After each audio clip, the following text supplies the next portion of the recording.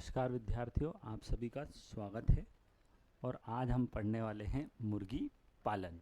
ठीक है, तो मुर्गी पालन की कहानी शुरू करते हैं। सबसे पहले शब्द ही क्या लिखा? मुर्गी। नहीं रे, केवल मुर्गी लिखा है। तो मुर्गी की अगर हम बात कर रहे हैं तो हमको ऐसा लग सकता है कि मुर्गी पालन में हम केवल मुर्गियां पालते हैं।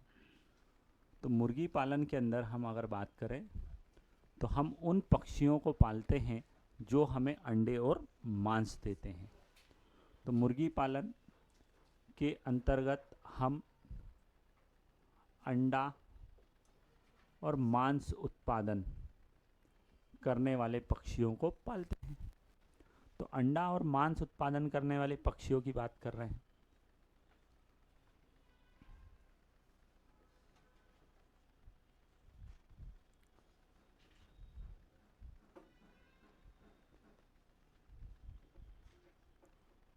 तो अंडा और मांस उत्पादक पक्षी पालना क्या कहलाता है? मुर्गी पालन। तो मुर्गी पालन के अंदर हम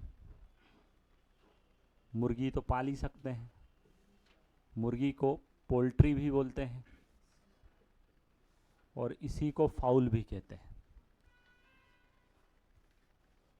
ठीक, मुर्गी पालन में आगे बढ़े तो हम हंस पाल सकते हैं, तीतर पाल सकते हैं। आगे तीतर पीछे तीतर, बताओ कितने तीतर। बटेर पाल सकते हैं। तो हंस, तीतर, बटेर, मुर्गी सब पक्षी पाल सकते हैं। मोर नहीं पाल सकते हैं। मोर हमारा राष्ट्रीय पक्षी है कि पशु है? पक्षी है ना। और उसको पालना अंडे और मांस के लिए कानूनन अपराध है। तो मुर्गी, हंस, तीतर, बटेर। तो आपसे पूछा जाएगा कि भाई मुर्गी पालन के अंदर किन को पालते हैं? मुर्गी को, हंस को, बटेर को, सभी को। तो हम जवाब क्या देंगे? सभी। ठीक है, तो मुर्गी पालन के अंदर हम उन पक्षियों को पालते हैं जो हमें अंडे और क्या देते हैं? मांस। और इनका अध्ययन, मुर्गी पालन जो है उसके बारे में अगर हम अध्ययन करें तो मुर्गी पालन का अध्ययन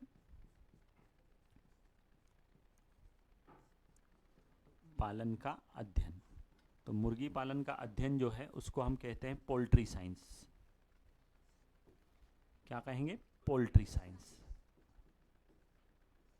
मतलब अंडे देने वाले पक्षियों की हमको अध्ययन करना है, उसी को हम क्या बोलेंगे? Poultry science. फिर अगर हम बात करें अगली कहानी, तो अगली कहानी हमारे पास क्या है? मुर्गी पालन का अध्ययन। पोल्ट्री साइंस है। पोल्ट्री साइंस छोड़ दो, मतलब वो पक्षी छोड़ दो, है ना। तो कौन से पक्षी छोड़ दो जो हमें अंडे और क्या देते हैं? मांस। तो पोल्ट्री साइंस को छोड़कर बाकी पक्षियों का अध्ययन,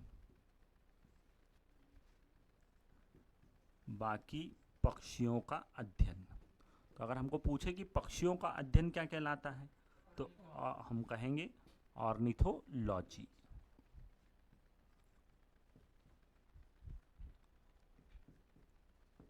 तो अगर कोई सिंपल भाषा में हमसे कहे कि भाई पक्षियों का अध्ययन क्या कहलाएगा, तो पक्षियों का अध्ययन ऑर्निथोलॉजी। और अंडे और मांस देने वाले पक्षियों का अध्ययन, मुर्गी पालन का अध्ययन क्या कहलाता है? Poultry science. ये दो महत्वपूर्ण बातें। अब अगर हम पोल्ट्री साइंस में बात करें तो हमारे पास में अंडा और क्या है? मांस। तो जो पक्षी अंडे देने के लिए पाले जाते हैं, उत्पादक पक्षी, तो जो अंडा उत्पादक पक्षी होते हैं उनको हम कहते हैं लेयर। क्या कहेंगे? लेयर। ये ध्यान देना है, ठीक है। लेयर के बाद में अगर हम बात करें मांस उत्पादक पक्षी, तो मांस उत्पादक पक्षी को हम यहाँ पर एक नाम देते हैं, वह है ब्रॉयलर, या कई लोग इसको बायलर भी बोलते हैं। तो ब्रॉयलर या बायलर, अंग्रेजी में लेयर, और ये हो गया बॉयलर। ठीक है, तो मांस उत्पादक पक्षी ब्रॉयलर या बायलर या ब्रॉयलर।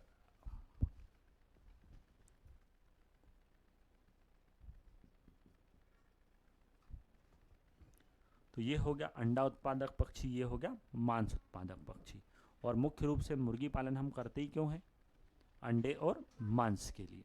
तो सबसे पहले अंडे और मांस की हम बातें करें तो अंडे और मांस के लिए पक्षियों को पालने की क्रिया का नाम है मुर्गी पालन। तो ये मुर्गी पालन से संबंधित प्रारंभिक महत्वपूर्ण बातें। अब इन महत्वपूर्ण बातों के बाद में आगे बढ़े तो हमें मुर्गियों का क्या पढ़ना पड़ेगा, वर्गीकरण। तो मुर्गियों का अगर हम वर्गीकरण करें तो वर्गीकरण के अंदर हमको कुछ बातें ध्यान देना पड़ती है। तो अगर हम वर्गीकरण की तरफ बढ़ रहे हैं तो वर्गीकरण की कहानी मैं बताता हूं आपको, है ना। तो वर्गीकरण में अगर हम बात करें तो सबसे पहले हमारे पास में होता है संघ। संघ के ऊपर भी होता है जगत। तो मुर्गियों का वर्गीकरण करना हो तो सबसे पहले कहाँ से चालू करेंगे, जगत से। ठीक है, अब जगत की बात करते हैं। तो जगत, तो मुर्गियां जो है वह जंतु जगत से आई है। कौन से जगत से, जंतु जगत, जिसको अंग्रेजी में कहते हैं एनिमेलिया। मतलब वह जीव जो प्रकाश संश्लेषण नहीं करते हैं उनको हम किस जगत में रखते हैं, जंतु जगत में, और इंग्लिश में क्या बोलते हैं, एनिमेलिया। अब जगत के बाद आगे बढ़ें तो अगला जो है वह कौन है, संघ। संघ को अंग्रेजी में फाइलम कहते हैं। ठीक है, और यहाँ पर अगर हम फाइलम की बात करें तो वह है कॉर्डेटा। कॉर्डेटा मतलब कशेरुकी, जिनकी पीठ में रीढ़ की हड्डी होती है उनको कशेरुकी या कॉर्डेटा नाम से जाना जाता है। अब हड्डी की बात निकली तो मैं बता देता हूँ, मुर्गियों में 180 हड्डियाँ हैं। मुर्गियों में 180 हड्डियाँ। कम से कम हम जब पढ़ेंगे, हम लिखेंगे इस तरह से, तो चीज़ें जो है आपको यहाँ बैठे बैठे ही याद हो जाएगी। आपको बस ध्यान देना है। मैं कम से कम 10 से 12 बार ये बात बोलूँगा, मुर्गियों में 180 हड्डियाँ हैं। ठीक है, मुर्गियों में 180 हड्डियाँ नहीं होती है, मुर्गियों में हड्डियाँ होती है 168। गाय, भैंस, भेड़, बकरी जो पशु है उनमें हड्डियाँ होती है 180। मनुष्य के अंदर हड्डियाँ होती है 206। तो मनुष्य के अंदर 206, घोड़े में 208। फिर अगर हम बात करें तो मुर्गी में 168। बड़ी हड्डी का नाम क्या है, फीमर, जो कि जांघ में पाई जाती है। ठीक है, छोटी हड्डी कहाँ मिलती है, कान में, जिसका नाम क्या है, स्टेपीज। आगे बढ़ाते हैं तो रीढ़ की हड्डियाँ जो है वह जिनके पास में होती है वह संघ कौन सा होता है, कॉर्डेटा। कॉर्डेटा संघ के बाद में आगे बात करें तो हमारे पास में आता है वर्ग। तो मुर्गियों का जो वर्ग है वह है एवीज। एवीज मतलब पंख वाले, मतलब वह जीव जिनके पास पंख होते हैं उनको हम रखते हैं एवीज में, है ना। तो एवीज मतलब पंख वाले, और पंख वाले मतलब उड़ने वाले। कौन से वाले, उड़ने वाले, है ना। तो जो उड़ेंगे उनका वर्ग क्या है, एवीज। जैसे आपने सुना होगा पापा परियां उड़ रही हैं, पर उनको काय में नहीं रखेंगे, एवीज में, क्योंकि उनके पास क्या नहीं है, पंख।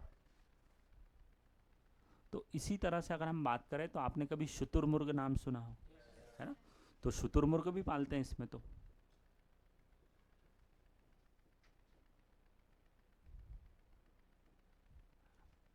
शुतुरमुर्ग जो है यह भी क्या देता है, अंडे। ये बहुत वजनदार पक्षी है, इसमें पंख तो हैं पर ये उड़ नहीं सकता। ठीक है, तो इसको शुतुरमुर्ग को भी आपको ध्यान रखना चाहिए कि ऐसा पक्षी है जिसमें पंख है पर उड़ता नहीं है, क्योंकि इसका वजन बहुत ज़्यादा होता है। और अगर हम ध्यान दें तो सबसे बड़ी कोशिका जिसको कहा गया है वह कौन है, तो शुतुरमुर्ग का अंडा, उसे ही सबसे बड़ी कोशिका माना गया है। तो अब यहाँ पर हमारे पास में क्या था, वर्ग। वर्ग को हमने क्या कहा, एवीज। एवीज के बाद आगे बढ़ते हैं। अगर हम आगे बढ़े तो वर्ग एवीज है, मतलब इनके पास पंख हैं। दूसरी बात, इनसे बच्चे नहीं आते हैं, इनसे क्या आते हैं, अंडे। और अंडे से कुछ दिनों बाद कौन आता है, बच्चा। तो अंडे से बच्चा जितने दिनों में निकलता है उसको कहते हैं उद्भवन काल, इंक्यूबेशन पीरियड। उद्भवन काल, इंक्यूबेशन पीरियड। मुर्गियों के लिए यह 21 दिन का है। कितने दिन का है, 21 दिन, है ना। तो धीरे धीरे ये बातें आपको याद भी हो जाएगी कि मुर्गी क्या देती है, अंडे, और अंडे से कौन आता है, चूजा। चूजा बाहर आने में क्या लगता है, समय। और उस समय को क्या कहते हैं? उद्भवन काल, इंक्यूबेशन पीरियड। मुर्गी में वो कितने दिन है? 21 दिन, है ना। देखो मुर्गी ने क्या दिया? अंडा। अंडे से कौन आया? चूजा। जितने दिन आने में लगे वो समय है, उस समय का नाम उद्भवन काल, इंक्यूबेशन पीरियड। तो आपसे परीक्षा में पूछ लिया जाता है कि मुर्गी के अंडे का उद्भवन काल कितने दिन है, तो हमारा जवाब क्या रहेगा? 21 दिन। ठीक है। जो मुर्गी का बच्चा आता है उसको हम बोलते हैं चिक। क्या? चिक। बच्चा नहीं बोलते हैं उसको, क्या बोलते हैं? चिक। तो ये बात अपन ने यहाँ पर एक और नई शब्द सीखी कि मुर्गी का जो बच्चा है उसको हम क्या बोलते हैं? चिक। ठीक, चलो। तो अगर हम बात कर रहे थे तो वर्गीकरण में चलते हैं। जगत क्या था? जंतु। संघ क्या था? कॉर्डेटा। और वर्ग क्या था? एवीज। एवीज उसके बाद में, वर्ग के बाद में उपवर्ग आता है। और उपवर्ग में अगर हम बात करें तो उपवर्ग है इसका नियोरेंथिस। नियोरेंथिस, है ना। नियोरेंथिस मतलब दंत विहीन। दंत विहीन, है ना। दंत विहीन मतलब दांत टूट गए। नियोरेंथिस मतलब क्या हो गया? दंत विहीन। मतलब इसके क्या है? दांत नहीं है। तो जिसके दांत नहीं है उसको क्या बोलते हैं? नियोरेंथिस। नियोरेंथिस मतलब दंत विहीन। ठीक है। और यही क्या है? उपवर्ग। अब अगर हमसे पूछे कि भाई मुर्गियों के दांत, तो मुर्गियों में दांत ही नहीं होते। ठीक है। एक बार क्या हुआ? मुर्गे और मुर्गी की लड़ाई हुई। मुर्गे ने मुर्गी को मुक्का मारा और मुर्गे ने मुर्गी को, और मुर्गी ने मुर्गे को। दोनों ने एक दूसरे को क्या मारा? मुक्का। तो उनके दांत टूट गए नहीं, मुक्का मारा, मुंह बंद था, तो दांत कहाँ चले गए? अंदर। आगे चलकर मैं बताऊंगा कि पेट के अंदर कठोर संरचनाएं होती हैं और वही कठोर संरचनाएं जो हैं भोजन को पीसने का काम करती हैं। तो भोजन को पीसने का काम जो करती है उसको बोलते हैं पेशनी। क्या नाम है? पेशनी। और आप भी जानते हो, अनाज पिसवाना हो, चक्की ले जाओ, चक्की में पीसता है तो उसको क्या बोलते हैं? पेशनी। तो पेशनी वाली बात चल रही है। ठीक है। तो पेशनी में क्या है? कठोर संरचनाएं होती हैं, वो दांत के समान ही होती है। तो अपन ऐसा बोलते हैं कि मुर्गी के मुंह में दांत नहीं है, मुक्का मारा, कहाँ चले गए? पेट में। तो वो कठोर संरचनाएं हैं। मुर्गी में चोंच होती है ना। तो मुर्गी में क्या मिलेगी? चोंच। और क्या नहीं मिलते? दांत। तो चोंच की सहायता से ही वो क्या पकड़ती है? दाने। मुर्गी क्या पकड़ रही? दाना। मुर्गी से अपन ने पूछा भाई तुम्हारा फेवरेट दाना कौन सा है, तो मुर्गी का कहना है कि मेरा फेवरेट दाना है पीली मक्का। उसको क्या पसंद है? पीली मक्का। फिर उसको पूछा कि नॉनवेज में कुछ पसंद है क्या, तो उसने बोला मछली। मतलब खाने में उसको क्या पसंद है? मछली। और अगर ऐसे पूछे अनाज में, तो अनाज में कौन है? पीली मक्का। ठीक है। तो ये हमारी बातें चल रही थी कि दांत नहीं है, दंत विहीन है, नियोरेंथिस। चोंच से क्या उठाती है? उठा लिए। अब अगर इतने इतने बड़े दाने डाल देंगे तो क्या उसके लिए उठाना संभव है? तो क्या मुझे दाने तोड़ कर देना चाहिए? क्यों? क्योंकि उसके पास दांत तो है नहीं, तो तोड़ पाएगी, है ना। तो टूटे हुए दाने देते हैं। कैसे? टूटे हुए। चलो। तो अगर हम बात करें तो नियोरेंथिस मतलब कैसी हो गई? दंत विहीन। अब अगर हम बात करें तो वर्ग के बाद में हमारे पास में कौन आता है? गण। और इसका गण क्या है? गेलीफॉर्मिस। तो मुर्गियों में जो गण है उस गण का नाम क्या है? गेलीफॉर्मिस। गेलीफॉर्मिस के बाद गण के बाद कौन आएगा? परिवार। तो मुर्गी किस परिवार से आई है? तो फेंसी परिवार है उसका, है ना। फेंसिडेस कॉम्बिनेशन, फेसिनिडी। फेसिनिडी बोलो, फेसिनाए बोलो, फेसिनेसी बोलो, तीनों एक ही बात है। इसलिए अपन बोल रहे हैं फेसिनिडी परिवार की। कौन से परिवार की? फेसिनिडी। फिर परिवार के बाद में कौन आता है? वंश, है ना। तो परिवार का अगर हम आगे प्रोग्राम बढ़ाएं तो वंश है इसका गेलस। क्या है? गेलस। और आप वैसे भी जानते हैं कि वैज्ञानिक नाम दो शब्दों से मिलकर बना है। तो वैज्ञानिक नाम दो शब्दों से मिलकर बना है, इसमें पहला शब्द है वंश और दूसरा शब्द है जाति। तो वंश और जाति मिलकर क्या बनाते हैं? वैज्ञानिक नाम। तो भारतीय मुर्गियां जो है उनका नाम है गेलस गेलस। तो गेलस गेलस किसका नाम है? भारतीय मुर्गियों का। तो आपसे पूछ लिया जाए कि भारतीय मुर्गी का वैज्ञानिक नाम बताओ, तो गेलस गेलस। फिर होते हैं पालतू मुर्गियां। पालतू के लिए अंग्रेजी में शब्द आता है डोमेस्टिकस, है ना। तो ये हो गया गेलस डोमेस्टिकस।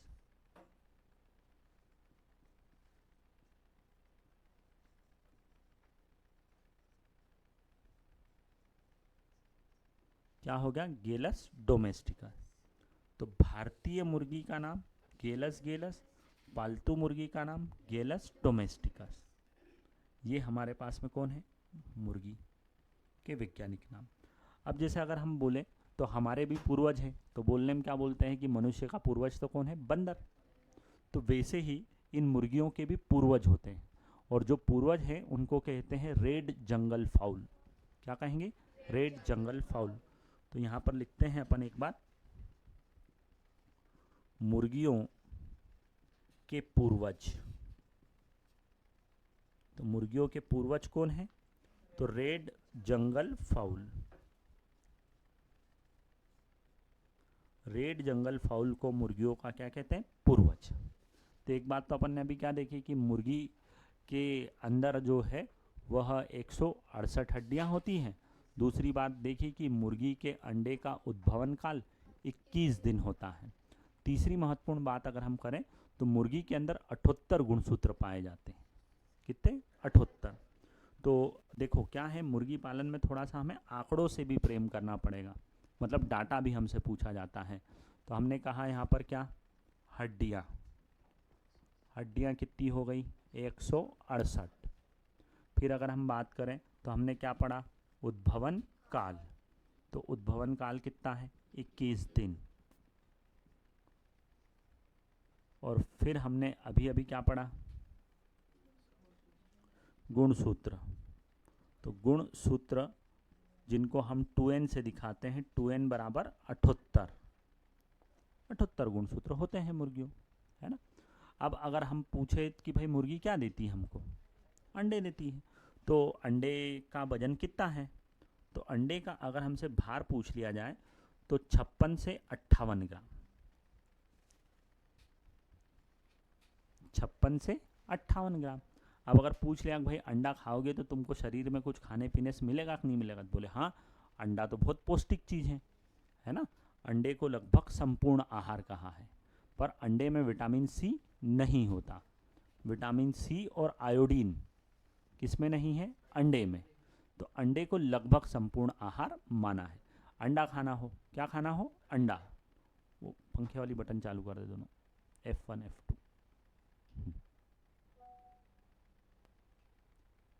दोनों कर दें बेटा,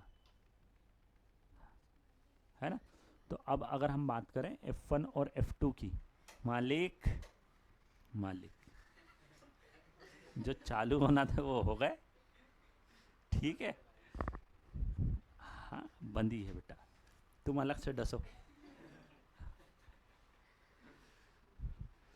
तो हम आपको बता रहे हैं कि अंडा खाने से हमको क्या मिलता है? ऊर्जा, है ना। तो अगर हम बात कर रहे हैं अंडे से, तो अंडे के अंदर हम बात करें तो हमको प्रोटीन भी मिलता है, वसा भी मिलती है। तो अंडा किसका स्रोत माना जाता है? तो प्रोटीन का स्रोत है।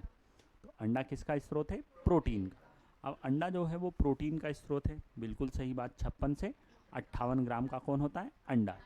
एक अंडा खाने से हमको लगभग 90 कैलोरी ऊष्मा ऊर्जा मिलती है। तो एक अंडे से 90 कैलोरी क्या मिली? ऊर्जा।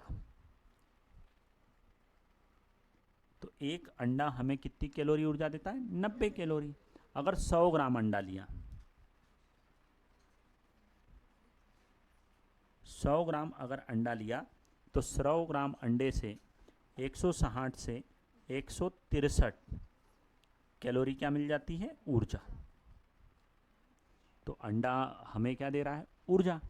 अब अंडा अगर खाना हो तो कच्चा भी खा सकते हैं, कई लोग ऐसा फोड़ के ऐसे ही खा जाते हैं, तो कच्चा खा सकते हैं, तल कर खा सकते हैं, उबाल कर, है ना, उसको उबाल लिया, फिर वही आमलेट बनाकर, भुर्जी बनाकर, है ना, खाना हो तो फिर क्या चाहिए, तरह तरह से उसको खाया जा सकता है।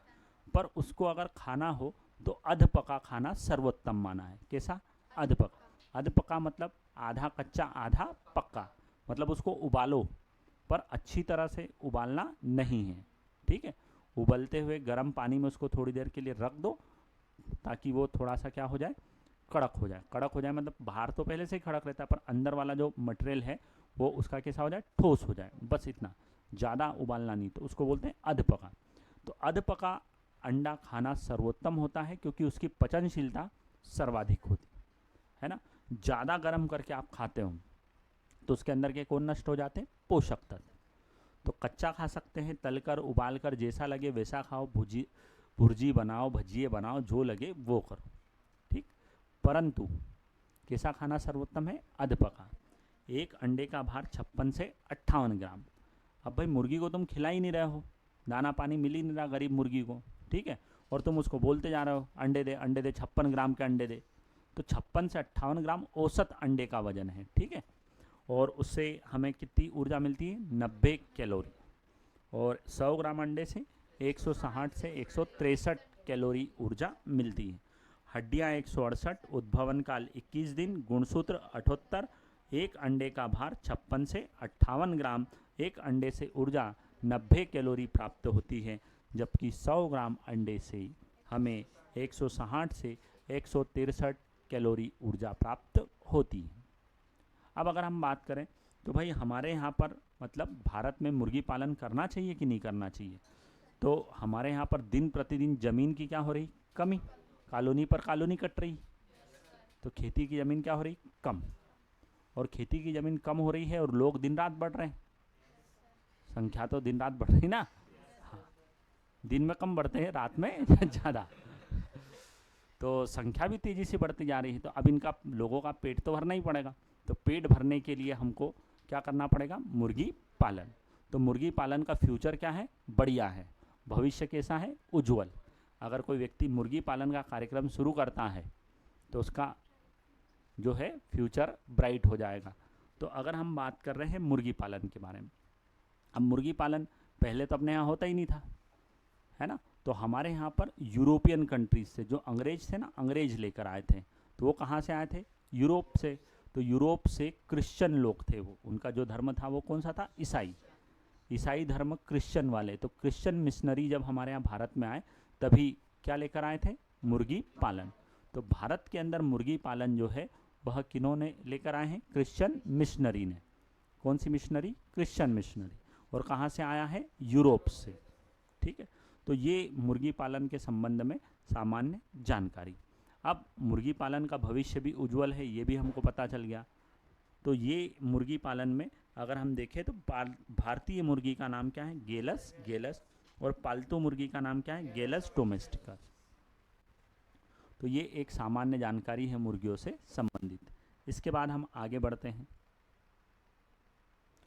तो इसके बाद अगर हम आगे बढ़े तो हमारे पास में महत्वपूर्ण बातों के अंदर देखेंगे, है ना। तो महत्वपूर्ण बातों में हम कहें कि भाई मुर्गी पालन के द्वारा क्या फ़ायदे हैं, बोले मुर्गी पालन से क्यों नहीं फ़ायदे हैं।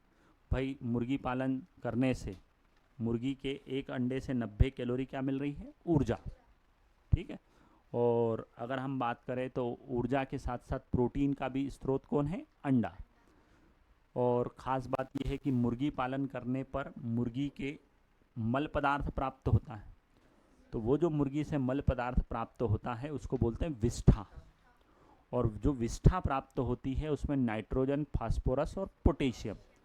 अगर हमारा विषय फसल उत्पादन है तो हम बहुत अच्छे से जानते हैं इनको, मुख्य पोषक तत्व कहते हैं। NPK 3:2:2 में पाए जाते हैं, नाइट्रोजन, फास्फोरस और पोटास। NPK दोनों 3:2:2 में पाए जाते हैं। अगर हमारे पास में 100 पक्षी हैं, 100 नहीं, कितने पक्षी हैं, 40 पक्षी हमारे पास हैं और एक साल है, तो एक साल में 40 पक्षी 1 टन विष्ठा का निर्माण करते हैं। किसका निर्माण करते हैं? विष्ठा। और अगर इस विष्ठा की अगर हम बात करें तो हमारे पास में ये जो विष्ठा है यह एनपीके भी रखती है। कितना एनपीके रखती है? 3:2:2। गोबर की तुलना में विष्ठा के अंदर पोषक तत्व ज़्यादा होते हैं। तो गोबर की तुलना में विष्ठा में पोषक तत्व ज़्यादा है, मतलब अगर हम बात करें तो इसको ज़मीन के अंदर हम किस रूप में इस्तेमाल कर सकते हैं? खाद। उर्वरक नहीं है, कौन है? खाद। मशीनों से जो बनता है उसको क्या बोलते हैं? उर्वरक। चलो, तो ये हमने एक छोटी सी बात देखी। अब थोड़ा सा आगे बढ़ाते हैं मुर्गी पालन के बारे में महत्वपूर्ण बातें। तो महत्वपूर्ण बातों में शुरुआत हमने की है। पहले तो हमने मुर्गी पालन की क्या पढ़ी? परिभाषा। मुर्गी पालन के अंदर अंडे और मांस देने वाले पक्षी पालते हैं। अंडे और मांस देने वाले पक्षी। तो मुर्गी पालन में केवल मुर्गी पालते हैं? बोले नहीं, मुर्गी पालन में मुर्गी के अलावा भी अन्य पक्षी पालते हैं जो क्या देते हैं? अंडे और मांस। उनका अध्ययन करना क्या कहलाता है? Poultry science. उनको छोड़ दो और जो बचे उनका अध्ययन ऑर्निथोलॉजी। फिर हमने कहा कि भाई अंडे देने वालों को लेयर और मांस देने वालों को ब्रायलर कहते हैं। ठीक, अंडे देने वाले को लेयर और मांस देने वाले को ब्रॉयलर। और मुर्गी जो अंडा देगी, अंडे से कौन आता है? चूजा। चूजे को क्या बोलते हैं? चिक। ठीक, फिर हमने कहा कि भाई मुर्गी के वर्गीकरण की बातें कर लें कि भाई उसको कहाँ पर रखा है जंतु जगत में। तो हमने कहा कि भाई उसको जगत के हिसाब से देखें तो किस में रखा? जंतु जगत। संघ कौन सा था? कॉर्डेटा। संघ के बाद में अगला जो था वह क्या था हमारे पास में? वर्ग। वर्ग की बात करें तो वर्ग क्या था? एवीस, पंख वाले। फिर उपवर्ग था नियोरेंथिस, चोंच है पर दांत नहीं है। फिर उसके बाद में आया गण, फेसिनिडी। फिर कौन आया? परिवार, फेसिनाए। फेसी नहीं, गण है गेलीफॉर्मिस। गण क्या है? गेलीफॉर्मिस। परिवार क्या है? फेसिनिडी। ठीक है। और फिर हमारे पास में उसका क्या आया? वंश। वंश क्या है? गेलस। और फिर हमने उसके वैज्ञानिक नाम देखे। तो भारतीय मुर्गी का वैज्ञानिक नाम गेलस गेलस। पालतू मुर्गी का वैज्ञानिक नाम गेलस डोमेस्टिकस, है ना। और इनके पूर्वज कौन है? तो रेड जंगल फाउल को ही इनको हमने क्या माना? पूर्वज। फिर हमने यहाँ पर कुछ बातें लिखी कि भाई उद्भवन काल 21 दिन, हड्डियाँ 168। फिर अगर हम बात करें तो गुणसूत्र 78।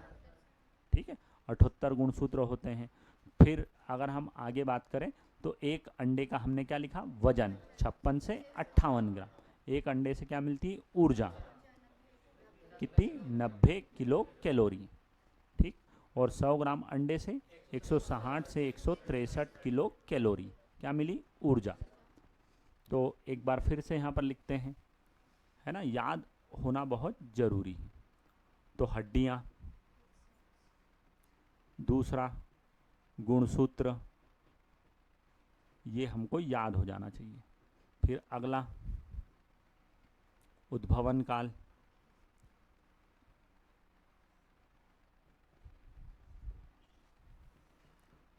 एक अंडे का भार,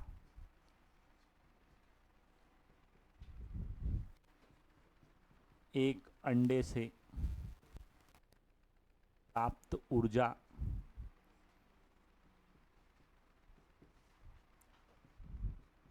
सौ ग्राम अंडे से प्राप्त ऊर्जा,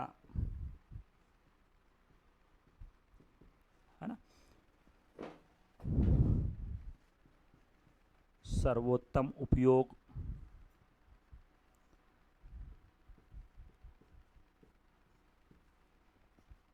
फिर मुर्गी पालन का भविष्य,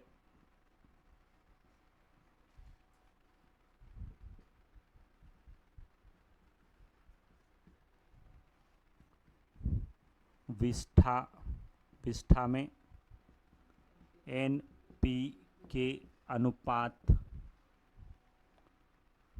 है ना। फिर 40 पक्षी एक साल में 1 टन क्या उत्पादित करते हैं? विष्ठा। तो ये विष्ठा में एनपीके 3-2-2, उज्ज्वल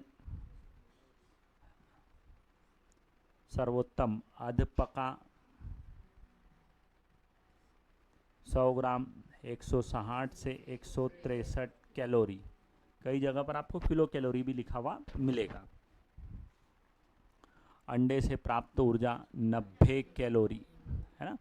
भार 56 से 58 ग्राम, किलो में नहीं तो किलो में निकाल लो तुम। 21 दिन 78 168। तो ये सामान्य सी बात है। फिर अपन ने खाने पर भी बात कर ली थी कि मुर्गी को पीली मक्का पसंद है और नॉनवेज में मछली। चलो, तो 40 पक्षी एक साल में 1 टन विष्ठा देते हैं। हम बात करें तो मुर्गी पालन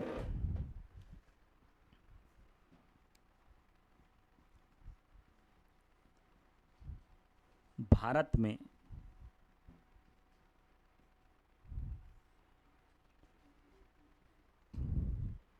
क्रिश्चियन मिशनरी लेकर आए।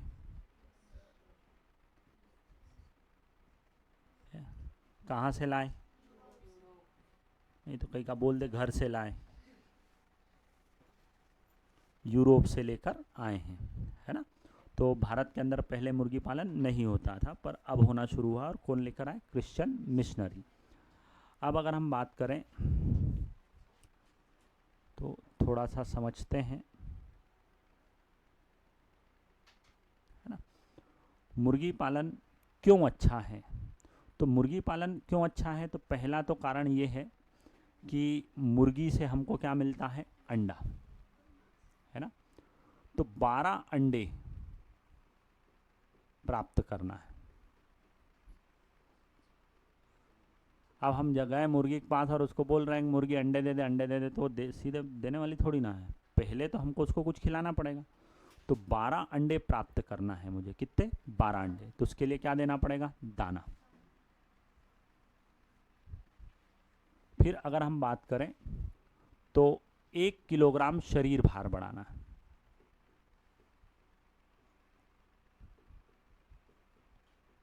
तो 1 किलोग्राम शरीर भार बढ़ाने के लिए क्या देना पड़ेगा? दाना। तीसरा, 1 किलोग्राम मांस उत्पादन करना है।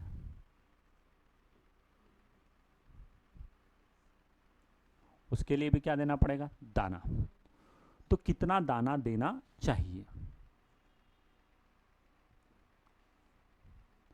तो 1 किलोग्राम मांस उत्पादन करने के लिए लगभग 2 से 2.5 किलो क्या देना पड़ेगा? दाना। अगर 1 किलोग्राम शरीर भार बढ़ाना है तो लगभग 2 किलो क्या देना पड़ेगा? दाना। और अगर हम बात करें तो यहाँ पर देना पड़ेगा 2 से 2.5 किलोग्राम दाना, और यहाँ पर देना पड़ेगा 2.5 से 3 किलोग्राम। 2.5 से 3.5 किलो क्या देना पड़ जाएंगे? दाने। अब देखो, गाय और भैंस की तुलना में अगर हम बात करें तो गाय भैंस जो है वह करीब 6 से 7 किलो खाती है, तब 1 किलो वजन बढ़ता है।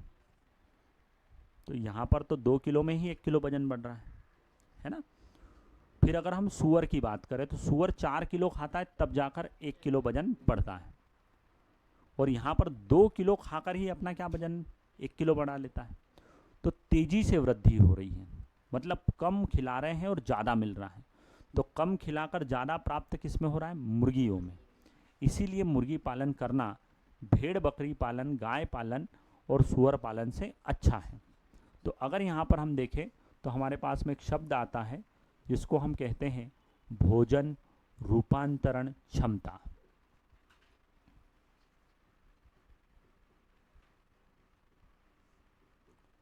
तो भोजन रूपांतरण क्षमता, फूड कन्वर्सेशन रेशो, FCR बोलते हैं। तो FCR का मतलब होता है ना,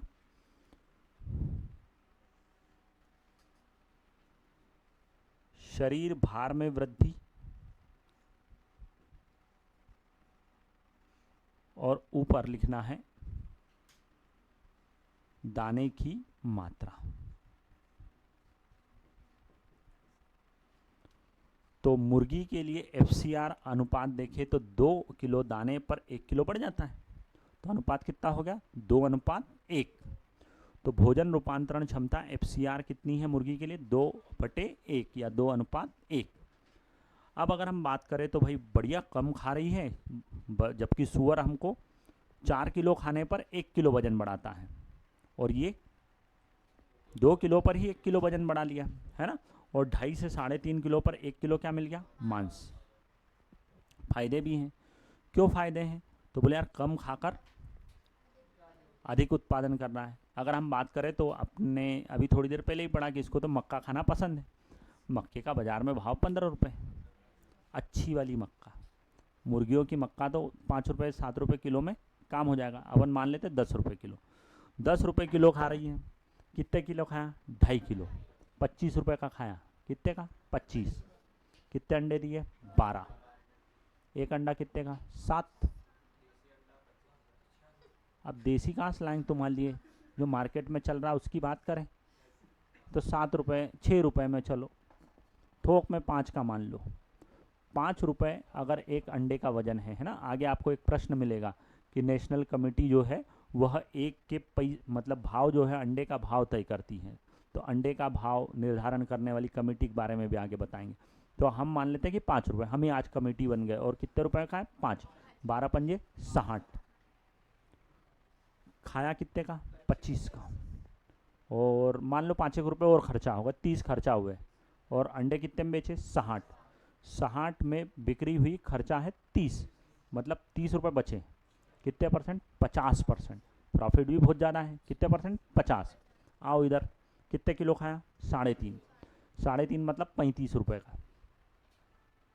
अरे 10 रुपये के हिसाब से 35 रुपये का। और खिला दो थोड़ा अच्छा, है ना। अच्छा वाला खिला दिया तुमने तो मान लो 50 रुपये। खूब से खूब खर्चा कितना? 50। 50 रुपये तुम यहाँ 3.5 खिलाने में कर रहे हो। 1 किलो मांस मिला, और 1 किलो मांस 200 का है। 75 गुना फायदा, 75% फायदा हो गया। तो प्रॉफिट भी अच्छा है। कम खिलाओ ज़्यादा पाओ। तो अब देखो ना, ज़्यादा प्रॉफिट किस में होता है? अंडे में कि मांस में? मांस में अपन ने 50 खर्चा करा और 200 मिले। उधर 25-30 खर्चा करा था और कितने मिले थे? 60। तो प्रॉफिट ज़्यादा किस में? मांस उत्पादन। तो मांस उत्पादन करने वाले जहाँ पर पक्षी अपन पालते हैं उसको बोलते हैं ब्रायलर फार्म। और जहाँ पर अंडे देने वाली पक्षी पालते हैं उस जगह को बोलते हैं लेयर फार्म। हम इतनी बार ब्रायलर और लेयर शब्द इस्तेमाल करेंगे कि आपको समझ में जाएगा। लेयर माने अंडे देने वाले, ब्रायलर मतलब मांस देने वाले। तो ज़्यादा फायदा अगर अपन को खोलना पड़े तो ब्रायलर फार्म में ज़्यादा फायदा है कि लेयर में? ब्रायलर फार्म में ज़्यादा फायदा है। ठीक है, कम खा रहा है। दूसरी बात क्या है कि लेयर फार्म से हमको लगभग 6 माह पर उत्पादन मिलना शुरू हो जाएगा। मतलब मुर्गियाँ 6 माह की उम्र पर क्या देना चालू करती? अंडे। और अंडे मिलेंगे, अपन बाजार में बेचेंगे और क्या कमाई हो जाएगी? शुरू। तो पैसे कमाना 6 महीने पर, मतलब जल्दी जल्दी इनकम भी चालू हो गई। अपन गाय का बछड़ा लाए, 2 साल पर गाय दूध देना चालू होगी। 2 साल तक तो उसको रखना ही पड़ेगा। तो लंबा समय देना पड़ रहा है, जबकि यहाँ पर जल्दी काम हो रहा है। फिर अगर हम ब्रायलर फार्म की बात करें तो ब्रायलर फार्म जो है वह 2 माह पर, कितने माह पर? 2 माह। तो फिर ज़्यादा फायदा किसने दिया? ब्रायलर फार्म, है ना। ज़्यादा प्रॉफिट भी है और जल्दी भी मिल रहा है। किससे? Broiler farm. तो जल्दी हमको आय मिल रही है, कम खिलाकर आय जल्दी से प्राप्त हो रही, प्रॉफिट ज़्यादा आ रहा है। इसलिए मुर्गी पालन का भविष्य कैसा है? उत्तम, है ना। फिर हमने भोजन रूपांतरण क्षमता देखी कि मुर्गियों से हमको भोजन रूपांतरण करने की क्षमता 2:1 है। फिर हमने एक और बात पढ़ी कि मुर्गियाँ जो है वह क्या देती हैं? अंडे। अंडे से क्या मिलती है? ऊर्जा। तो ये सारी कहानी लिखी हुई है। फिर हमने कहा कि उससे विष्ठा भी मिलती है। विष्ठा भी जो है उर्वरक, खाद की तरह काम करती हैं। 3:2:2 में NPK पाया जाता है। इतना सब कुछ बढ़िया है, ठीक है। फिर भी मुर्गी पालन की बहुत सारी क्या है समस्याएं। तो क्यों, अगर हम बात करें कि क्यों इतना अच्छा होने के बाद भी लोग नहीं कर पा रहे हैं, तो उसकी क्या नज़र आ रही है हमको समस्याएं। तो सबसे महत्वपूर्ण समस्या जो है वो कौन है, आहार। मुर्गी पालन की सबसे महत्वपूर्ण समस्या का नाम ही है आहार। ठीक, ये खास बात। तो मुर्गी पालन की सर्वोत्तम या सबसे बड़ी समस्या का नाम क्या हो गया, आहार। क्यों, क्योंकि मुर्गी भी क्या खाती है, अनाज के दाने। दांत है नहीं उसके पास, तो मुर्गी क्या खा रही, अनाज के दाने। हम मनुष्य भी क्या खाते हैं, अनाज के दाने। तो मुर्गियों में और मनुष्य में अनाज के दानों के लिए क्या होगी, प्रतिस्पर्धा। और प्रतिस्पर्धा में कौन जीत जाएगी, मनुष्य ही जीतेगा। मुर्गी को तो जीतने देने वाला नहीं। मुर्गी अगर जीतने भी वाली होगी तो पकड़ लेगा, बोले हाँ खा ले दाना, फिर तेरा ही तो कार्यक्रम है ना। तो प्रतिस्पर्धा होगी, इसलिए मुर्गी पालन की मुख्य समस्या क्या है, आहार। आहार के अलावा धार्मिक कारण भी हैं।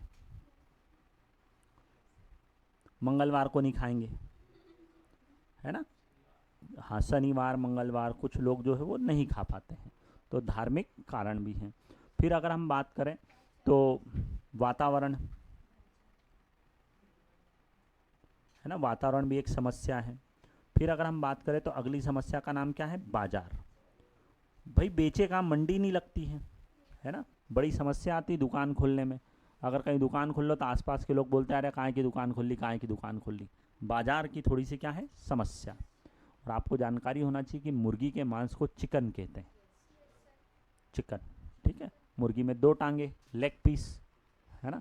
तो लेग पीस, आहार बड़ी समस्या है, धार्मिक कारण है, वातावरण है, बाजार है। और भी अगर हम देखें तो बीमारियां, मुर्गियों में तेजी से क्या आती है, बीमारियां। मुर्गियों में सबसे खतरनाक बीमारी विषाणु के कारण आती है रानीखेत। रानीखेत विषाणु जनित बीमारी है।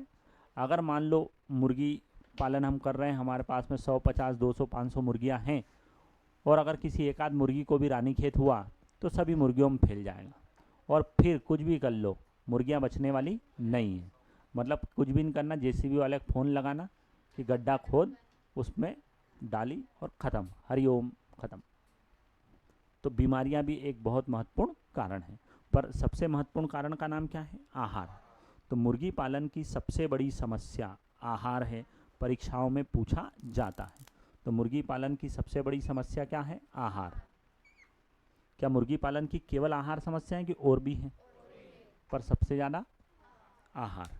चलो, तो ये हमारे मुर्गी पालन इतना अच्छा होने के बाद भी उसके लिए क्या उपलब्ध है, समस्याएं। तो अब यहाँ पर ये मुर्गी पालन से संबंधित हमारा सामान्य जो परिचय है वह समाप्त हुआ। मुर्गी पालन के बाद में आगे हम बात करेंगे, तो अगली कक्षा में हम पढ़ेंगे अंडे की संरचना। ठीक है, अंडे के बारे में मैं बता दूं, अंडे को लगभग संपूर्ण आहार माना है। अंडा जो है वह लगभग संपूर्ण आहार है। अंडा लगभग संपूर्ण आहार है। क्यों लगभग संपूर्ण आहार है, क्योंकि उसके अंदर विटामिन सी और आयोडीन नामक खनिज लवण नहीं होते हैं, है ना। अंडे का अगर हम देखें तो जैविक मान होता है 96% और उसके प्रोटीन की पचनशीलता होती है 97%। तो जैविक मान 96% और पचनशीलता कितनी है, 97%। सॉरी, पचनशीलता कितनी है, 96% और जैविक मान कितना है, 97%। तो अंडे का जैविक मान यहाँ लिख देते हैं। कहाँ लिखे हैं, यहाँ लिख देते हैं, हाँ, जैविक मान। तो जैविक मान कितना हो गया, 96%। और पचनशीलता,